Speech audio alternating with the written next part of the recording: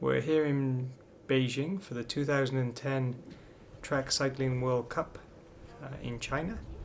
We've just completed our first day's training session. It's gone really well. Definitely considering coming over with all the jet lag. Some of the athletes only turned up at the very early hours yesterday morning, so we've had our first real training session today. We've started a project over the last year of trying to put together a Canadian track team. And I'd have to go back and emphasize the word team, because up until now it's always been groups of individuals going to events.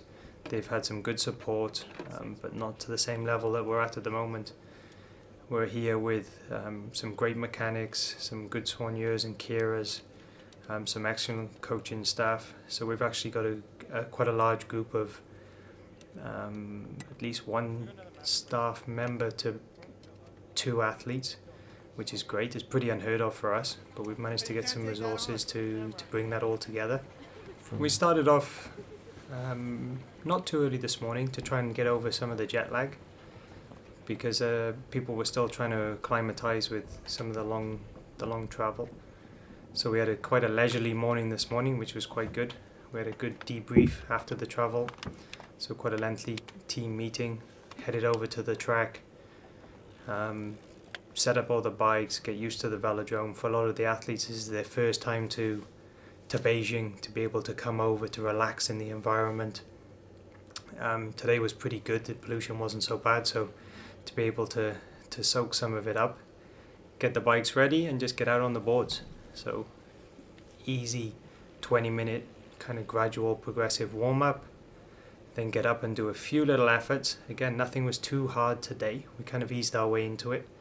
Tomorrow's the next stage up, so we're going to work a little bit harder tomorrow, and then that leads us straight into the competition on Friday, I think, or Thursday, Friday, yeah. Well, I think for a lot of them it's getting used to the track. Every track is different wherever you travel from. For a lot of the Canadian athletes, their only experiences are being in Burnaby.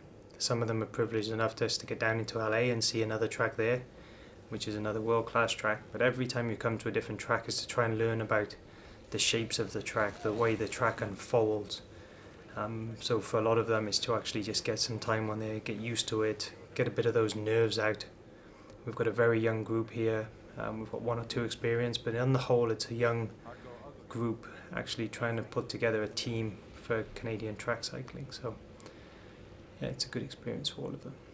We focus on trying to get the best out of ourselves, really working hard on the fundamentals. There's a couple of people here who should perform at the highest level and get medals, but again, if they perform and do the basics right, we'll come away with what we deserve. So I'd be disappointed if we didn't come away with any medals, but we can't say what other people are going to go and do. I'd be more happy if we come away with personal bests all around, show that we're moving forward. This is very educational for everyone. Even our most experienced athletes are learning from actually spending a bit more time talking about about what's just happened. I think too much previous to this, they've just gone on and there's been one coach with them. That coach has been looking around, sticking on tires and running around doing supermarket adventures, as you may be able to understand. They can suck up and eat a lot of your day. So to be able today, I spent 6 hours talking to athletes afterwards, actually going through them. How do you feel? What's going on? What can we learn here? Thinking about when you're sleeping, when you're getting up, when the food that you're taking in. We've tried a few other therapies, some light therapies which we brought in. So people have been walking around with these Darth Vader visors with these little light beams coming down to see if we can speed up some of their jet lag. So just talking to all of them and trying to put their minds at rest, to say, hey, you're here to learn. We need results, but we really need results come October of this year when the Olympic qualification starts. So kind of take a load off at the moment and try and learn in this period that we have, and when it comes to crunch, we hopefully will be ready. So we've got a team of people going forward with the vision of London 2012, and it's not a pie in the sky idea. There's very good evidence to suggest that we'll have most of the teams qualifying for London. And if I put my hand on my heart today, I'd probably say we've got 3 good chances of medals going into London as of January 2010.